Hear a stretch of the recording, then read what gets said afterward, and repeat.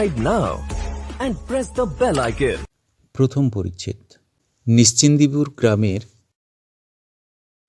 শুধু ইন্দিরা ঠাকুরন এখনও বাঁচিয়া আছে। 1240 সালের সে ছিপছিপে চেহারার হাস্যমুখী তরুণী নহে, 75 বৎসরের বৃদ্ধা।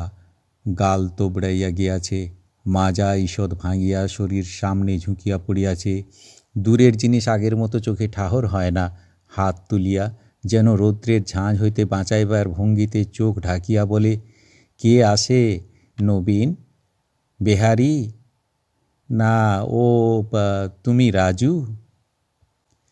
এই ভিটারে কি কম পরিবর্তনটা ইন্দিরা ঠাকুরুনের চোখের উপর ঘটিয়া গেল। ওই ব্রজ চক্রবর্তীর যে ভিটা আজকাল জঙ্গল হইয়া পড়িয়া আছে। কোজাগরী লক্ষ্মী পূর্ণিমার দিন গ্রাম শুদ্ধ লোক সেখানে পাত পাড়িত। বড় চণ্ডীমণ্ডপে কি পাশার আড্ডাটাই বসিত সকালে বিকালে। তখন কি ছিল ওই রকম বাঁশবন।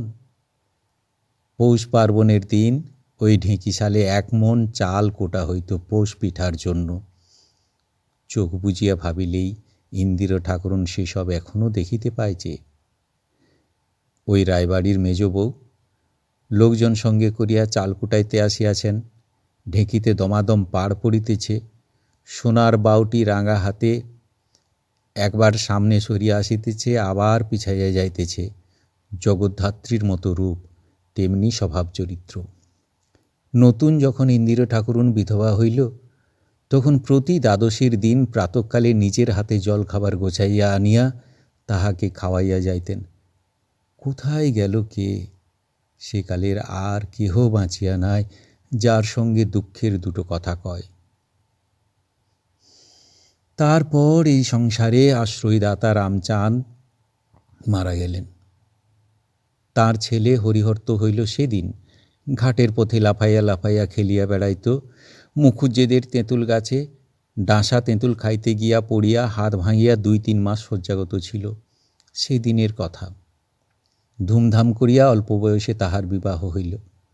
পিতার মৃত্যুর পর 10 বৎসরের নববিবাহিতা পত্নীকে বাপের বাড়ি ফেলিয়া রাখিয়া দেশ ছাড়া হইয়া গেল। 8-10 বছর প্রায় কোনো খোঁজ খবর ছিল না। কালে ভদ্রে 1-8খানা চিঠি দিত। কখনো কখনো 2-5 টাকা বুড়ির নামে মনি অর্ডার করিয়া পাঠাইত।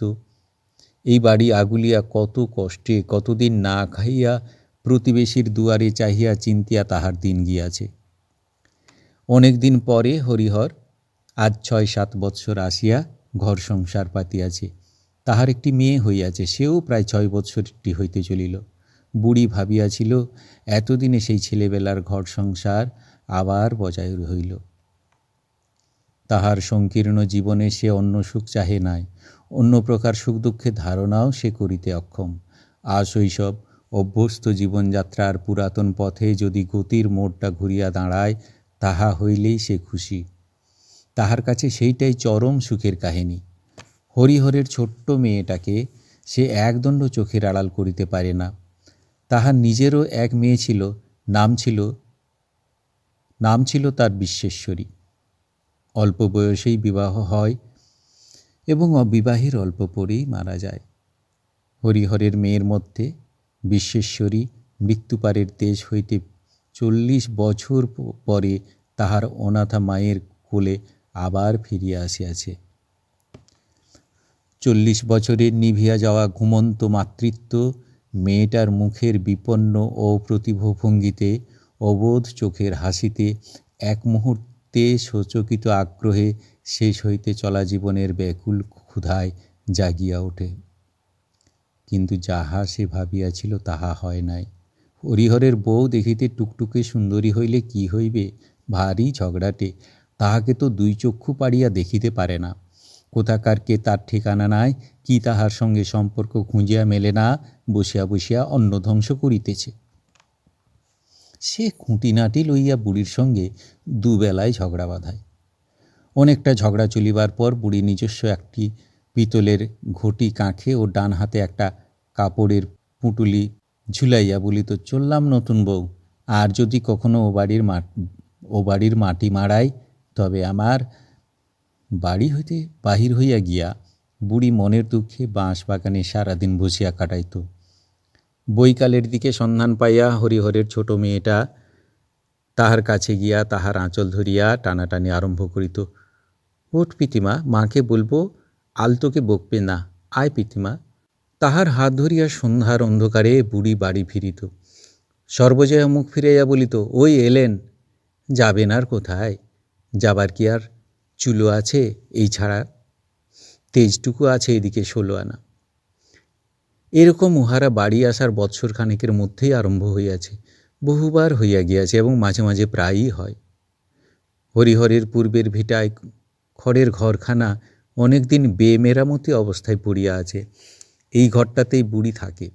একটা বাঁশের আলনায় খান্দুই ময়লা ছেঁড়া থান, ছেঁড়া জায়গাটার দুই প্রান্ত একসঙ্গে করিয়া গেরো বাঁধা। বুড়ি আজকাল ছুঁচে সুতা পরাইতে পারে না বলিয়া কাপড় সেলাই করিবার সুবিধা নাই, বেশি ছিঁড়িয়া গেলে গেরো বাঁধে। একপাশে একখানা ছেঁড়া মাদুর ও কতগুলি ছেঁড়া কাঁথা, একটা পুঁটলিতে রাজ্যের ছেঁড়া কাপড় বাঁধা। মনে হয় কাঁথা বুনিবার উপকরণস্বরূপ সেগুলি বহুদিন হইতেই সযত্নে সঞ্চিত আছে, কখনো দরকার হয় নাই। বর্তমানে দরকার হইলেও বুনিবার মতো চোখের তেজ আর তাহার নাই। তবুও সেগুলি পরম যত্নে তোলা থাকে। ভাদ্র মাসে বর্ষার পর রৌদ্র ফুটিলে বুড়ি সেগুলি খুলিয়া মাঝে মাঝে উঠানে রৌদ্রে দেয়। বেতের পেটরাটার মধ্যে একটা পুঁটলি বাঁধা কতগুলো ছেঁড়া লাল পাড় শাড়ি, সেগুলি তাহার মেয়ে বিশ্বেশ্বরীর। একটা পিতলের চাদরের ঘটি, একটা মাটির ছোবা, গোটা 2 মাটির ভাঁড়। পিতলের ঘটিতে চাল ভাজা ভরা থাকে। রাত্রে হামানদিস্তা দিয়া গুঁড়া করিয়া তাই মাঝে মাঝে খায়। মাটির ভাঁড়গুলার কোনোটাতে একটুখানি তেল, কোনোটাতে একটুখানি নুন, কোনোটাতে সামান্য একটু খেজুরের গুড়।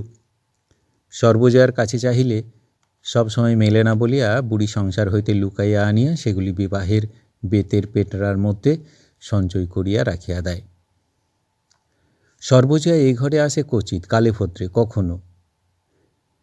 কিন্তু সন্ধ্যার সময় তার মেয়ে ঘরের দাওয়ায় ছেঁড়া কাঁথা পাতা বিছানায় বসিয়া অনেকক্ষণ পর্যন্ত একমনে পিসিমার মুখে রূপকথা শোনে।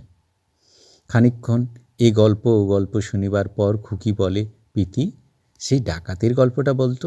গ্রামের একঘর গৃহস্থ বাড়িতে 50 বছর আগে ডাকাতি হইয়াছিল, সেই গল্প। ইতিপূর্বে বহুবার বলা হইয়া গেলেও কয়েকদিনের ব্যবধানে উহার পুনরাবৃত্তি করিতে হয়। খুকি ছাড়ে না। তাহার পর সে পিসিমার মুখে ছড়া শোনে। সেকালের অনেক ছড়া ইন্দির ঠাকুরনের মুখস্থ ছিল। অল্প বয়সে ঘাটে পথে সমবয়সী সঙ্গিনীদের কাছে ছড়া মুখস্থ বলিয়া তখনকার দিনে ইন্দির ঠাকুরন কত প্রশংসা আদায় করিয়াছে। তাহার পর অনেক দিন সে এরকম ধৈর্যশীল শ্রোতা পায় নাই, পাছে মরিচা পড়িয়া যায়। এই জন্য তাহার জানা সব ছড়াগুলি আজকাল প্রতি সন্ধ্যায় একবার ক্ষুদ্র ভাইঝিটির কাছে আবৃত্তি করিয়া ধার সানাইয়া রাখে। টানিয়া টানিয়া আবৃত্তি করে, ও ললিতে চাঁপ কলিতে একটা কথা শুনছে, রাধার ঘরে চোর ঢুকেছে, এই পর্যন্ত বলিয়া সে হাসি হাসি মুখে প্রতীক্ষার দৃষ্টিতে ভাইঝির দিকে চাহিয়া থাকে। খুকি উৎসাহের সঙ্গে বলে, চূড়ো বাঁধা এক মিন সে। মি অক্ষরটার উপর অকারণ জোর দিয়া ছোট মাথাটি সামনে তাল রাখিবার ভাবে ঝুঁকাইয়া পদটার উচ্চারণ শেষ করে। ভারী আমোদ লাগে খুকির। তাহার পিসি ভাইজিকে ঠকাইবার চেষ্টায় এমন সব ছড়া আবৃত্তি করে ও পদ পূরণের জন্য ছাড়িয়া দেয়, যা হয়তো 10-15 দিন বলা হয় না, কিন্তু খুকি ঠিক মনে রাখে, তাহাকে ঠকানো কঠিন। খানিক রাত্রে তাহার মা খাইতে ডাকিলে সে উঠিয়া যায়।